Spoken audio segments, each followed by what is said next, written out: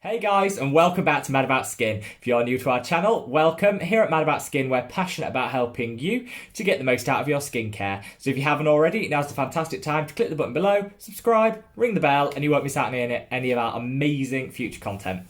In today's video, we're going to be doing this is tackling a request from one of our subscribers, and that is crow's feet. So for those of you in the know, you'll know these are the dynamic smile lines that you get at the side of the eyes. They're often one of the first signs of aging and one of the first wrinkles to appear across the forehead, and here are usually one of the first wrinkles that start appearing on the face as we age. Everybody has them to some extent. As we're in our teens, I think the skin has more elasticity, has more collagen, it's able to snap back. So you smile, they appear, they disappear. As we get older, and certainly as we get into our 40s and 50s, they start to become more permanent. So irrespective of the face you're making or the emotion that you're showing, the lines are still there to some extent. They often show up more if we've got a tan, so obviously the sun hits crevices less than it does peaks, and so when you've got those wrinkles, often as they become more exaggerated, having a tan will exacerbate them, so you'll see them more in summer, and they are a big issue for some people. You know, I'm a great believer of our wrinkles are part of our journey and part of us, but there's absolutely things we can do to prevent them, to decrease their prevalence, and to really make sure that we're looking our youngest for as long as possible. Now, a lot of people might think, a lot of my viewers are in their 20s and 30s, they might be sat there thinking, I'll click off, this isn't the video for me. Wrong. You need to start tackling the first signs of aging in your early 20s. And crow's feet are no different. They are just an early sign of aging. But there are some specific things I think we need to do with this area of the face owing to some of its unique qualities, which I'm going to go through in this video. This is going to be quite a short video because I don't think there's loads that needs to be said about this, but I think it's a topic which, if we all understand, we can talk about what causes them, what things we can do to prevent, and also when we've got crow's feet, what we can do to lessen the impact and the visual appearance of them. I'm going to be recommending some of my favourite products to deal with that, so as always, stay to the end where we'll be recommending some great products to tackle them, and I just hope you find this video informative. So let's start. Crow's feet. It's a dynamic line on the face caused by the contracting and relaxing of muscles over time. So everybody has them. They appear to a larger, greater or lesser extent depending on how expressive our faces are. So I've got quite an expressive face. I like to show emotion through my face. As a result of that, I'm more likely to get dynamic lines on the face across the forehead, the eyes, and here. It's a fact of life. I'm not going to stop smiling to try and prevent wrinkles. Now, I do know there is this school of thought that I read online that people said, try and show as little emotion as possible, use your muscles of your face as little as possible, and therefore you'll get less wrinkles. I mean, yes, technically that might be true. I mean, who wants to be that miserable in life? Honestly, your life is not worth living. If you're worried about pulling a face and thinking about the emotion you're showing on your face every time you interact with someone or every time you do something to prevent a wrinkle, honestly, your life is not worth it. Miserable. So enjoy your life and smile as much as you want to smile, and let's just do the precautionary work that I could talk through here and some of the preventative things, other than not using your face, which is just ridiculous. Your facial muscles, I mean, no. So let's talk about things we can do. So obviously some of the key things are what we like to describe as external aggressors and pollutants. So sun, it's always going to be the number one when it comes to aging, so make sure you've got a good SPF. I'm not going to bore you with that in the video. We've talked about that at length on the channel. I do have videos focused on SPF, so check those out. But SPF is your number one saviour when it comes to any wrinkle or sign of aging. So get a really good SPF and make sure you are taking it to the corners of the eyes. Interestingly, and I'll just do this as a little bit of a side info, cancers and melanomas in the skin are appearing in some quite unusual places, and the peaks where people are starting to see them is tops of the ears, sides of the eyes, the eyelid, and the upper lid. I think this is because when we're applying our sunscreen, we apply it like we would a moisturiser. We often forget the places where we don't necessarily touch with our moisturisers. People don't moisturise their ears, so they don't use sunscreen on their ears. As a result, the sun hits from above, so the first thing it hits is the top of the ears, and as a result, you're more likely to get certain cancers there. So again, don't forget that area. The eyelids, again, nobody ever seems to put product on their top of their eyelids unless they're wearing makeup. make sure you include your sunscreen on the tops, on the eyelids. And the same goes for the sides of these face. And people always forget the mustache area. I think it's because it sits, they go over the nose and they go across and they miss this area. So they're the key things. Just as a side note, when you're applying your sunscreen, make sure you tops of the ears, eyelids, and mustache. Apply liberally and you're all good. So that's number one. There are some other things, environmental pollutants. So if you live in a very polluted city, I'm talking London, I'm talking LA, these places, you are subject to more free radicals. So it's more important to have an antioxidant in your skincare routine to help combat some of that. I'd recommend that for anybody, but especially if you're living in a heavily polluted area, it's less important if you're living out in the countryside somewhere where you're not exposed to quite as many free radicals. Smoking, goes without say, it is the number one.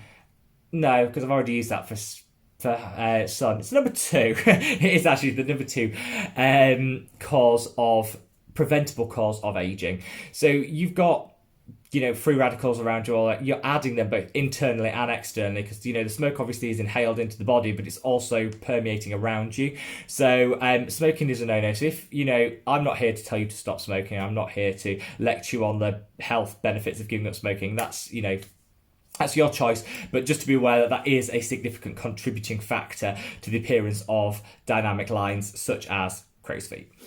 So what can we do to prevent them? Well, obviously taking those precautions that I said, but we could use some really good products that I think are going to help stem the appearance of these, delay the appearance, and if you've got crow's feet, really lessen the appearance of them. So the first thing is something that can help with the relaxation of the muscles in that area. Now, Botox is the go-to when it comes to treating dynamic fine lines. I have never used Botox. I'm not an advocate of Botox for a number of reasons. I think often if it's done by untrained or inappropriately trained people, you go get them in beauty salons and it's someone that's doesn't have the right medical qualifications to be performing the procedure, and so it does have instances of where it goes wrong. It only lasts 6 to 12 months, so any issues you might have are quite easily reversed over time, but you don't want areas of your face to be paralyzed or drooping or for a period of time. To me, I just don't think it's worth the risks that are associated with it. Also, it's quite a lot of maintenance because once you start, you really just have to keep on with it for the rest of your life. That's quite a lot of maintenance for me. I'm not a huge fan, and the cost is quite prohibitive for a lot of people.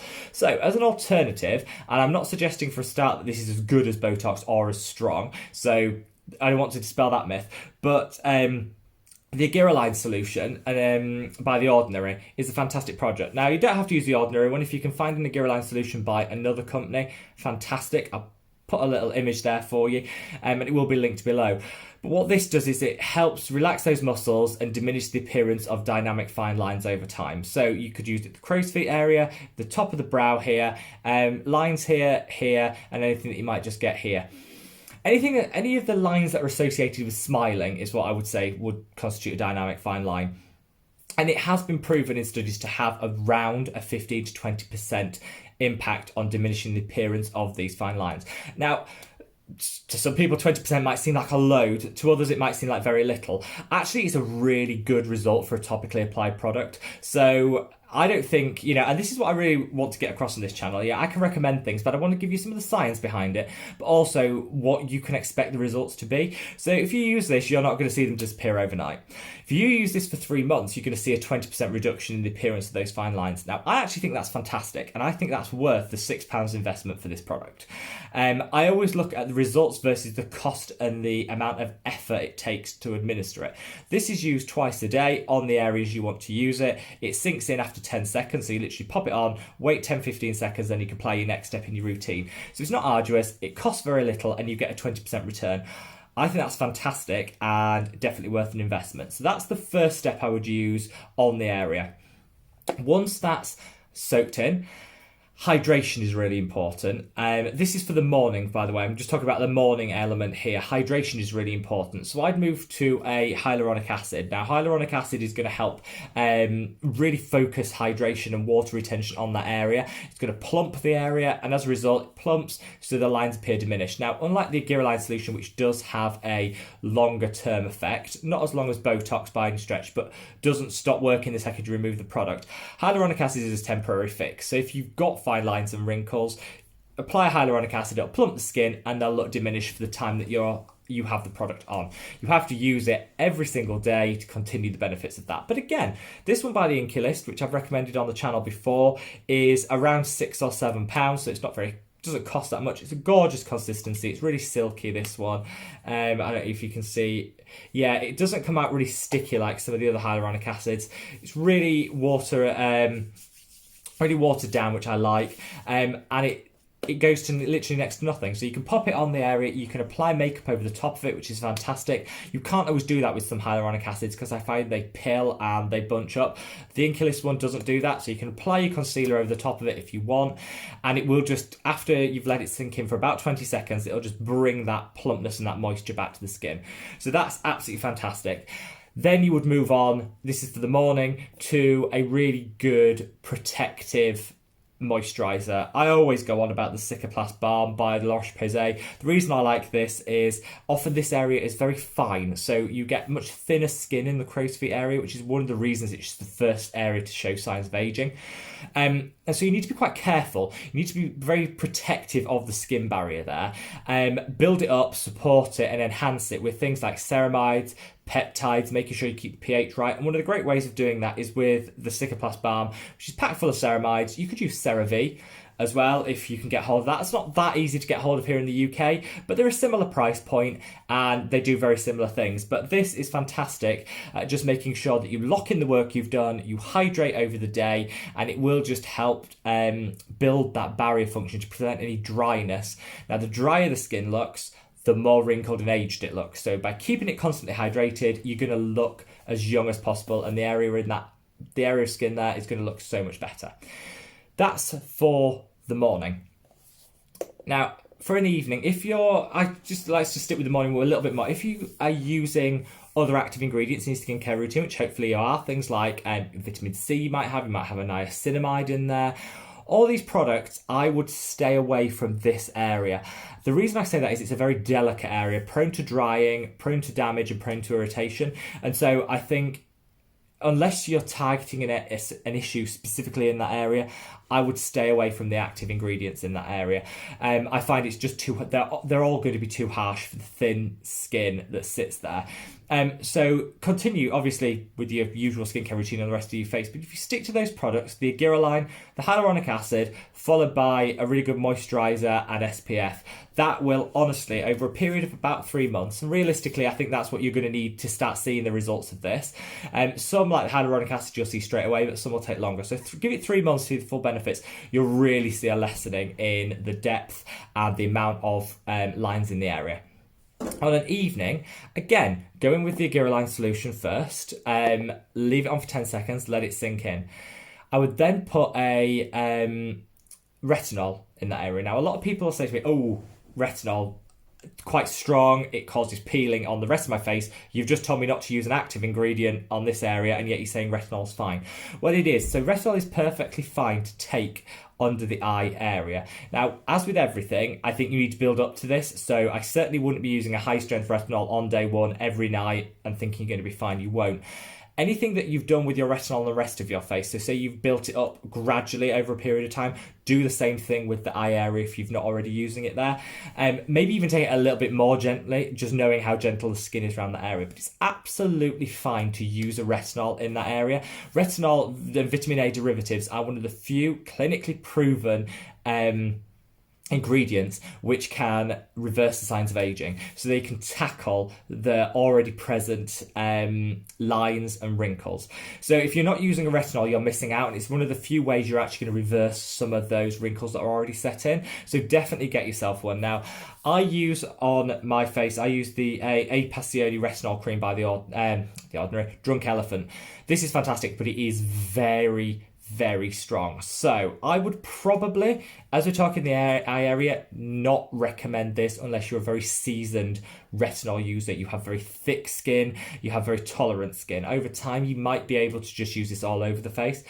In the meantime, I think the Pixi Retinol Tonic will be a really good way of getting a retinol into the area, but without it being too harsh. This is quite a weak version of a retinol, which is fantastic. You'll still get results, but you won't get any of the downtime, the peeling, the irritation, the dryness that's going to come with it. And I think actually you could use this on all your face and then just take this on that delicate eye area. I think you would be much better and safer starting with this. Also, this isn't that expensive. So this is £10 for this miniature bottle. Now, if you're only using it on that eye area, I think this will probably last you the best part of 8 to 12 months. Now, it's got a shelf life of 12 months once it's open. So actually, I think you're going to be talking 1 or 2 of these a year. So it's not an expensive product. And I think over time, again, because it's weaker than this one, you're going to take longer to see the effects. That's okay. See it as a long game, but this will actually help to reverse the signs of those wrinkles now that they've appeared. You can also use this before they appear as a delay tactic, so it's applicable for all skin types, but I would really be careful with the retinol that you use. I can't stress that enough. Obviously, as with all retinols, make sure you're using a SPF in the morning. We've already talked about the morning thing. It's an essential, but with a retinol, it's really essential, because what you're going to do is repair the crow's feet and replace it with hyperpigmentation if you don't use it. So definitely SPF. And that, guys, I think really is, once I've used the retinol, obviously moisturizer, go to bed. I think that is it. Beyond the usual things that I'd say are applicable to all skin types and all things, like drinking more water is obviously going to help to hydrate and help the skin to repair. Getting as much sleep as possible. Sleep is fantastic at allowing your body to recharge, re-energize, and deal with some of the damage that might have happened over the day. So sleep as much as your body needs. I do hear people say, I only need 4 hours sleep. That is rubbish. There is no scientific evidence that says that people can survive on 4 hours sleep in a beneficial way. You can get 4 hours sleep and you can drag yourself to work, and you might think, yeah, surviving on 4 hours sleep. There's a difference between surviving and being healthy. So the amount of sleep you need varies between 7 to 9 hours. I'm very much towards the 9, maybe even 10 hours before I wake up feeling refreshed and at my full capacity. So people can survive with less, 7, but any less than that, and it is going to have a detrimental impact on your health, well-being, and your skin. So just see what your body is asking for. If you're waking up tired, your body is asking for some additional time in bed, and that's a big part of that will be your skin, and it's repairing itself. So make sure you listen to your body in that. And other than that, I'd say, guys, enjoy the skin that you're in. So I'm in my mid-30s now. I don't have that many dynamic fine lines. I've always taken care of my skin. I've always been careful with the SPF. However, they are appearing. They are there. And you know what? It's part of me. I want to delay the increase of them for as long as possible. Don't get me wrong. But I'm not going to lose sleep over the fact that they've appeared. It happens to all of us. And actually, I think sometimes they're a nice way of showing you've had an expressive and happy life, because you know what? It takes a lot of muscles to smile, and that's shown in some of the wrinkles that we have. So embrace it. Now, guys, we've got some fantastic content coming up. I've just received in the post from a lovely company. Now, I won't spoil because I'm going to do a review anyway, that have sent me completely free of charge, no obligation, some jade roller products. Now, a lot of you have asked for jade rolling tutorials. Does it work? Some people prefer it to facial massage. How do I incorporate it? So I'm going to be doing a video on that coming up this week, which will be fantastic. I've also got some videos on some skincare basics. So a couple of you guys have asked me the basics of how do I effectively wash my skin. So I want to wash my face. How do I do it? Some of the questions that come asked, actually, it might seem really simple, but there is a bit more science to it than that. So I'm going to do a video on that. So we've got loads of stuff coming up. So make sure you're subscribed. Give this video a thumbs up. Thank you so much for all your support, and I'll see you in the next one. Take care, guys. Bye.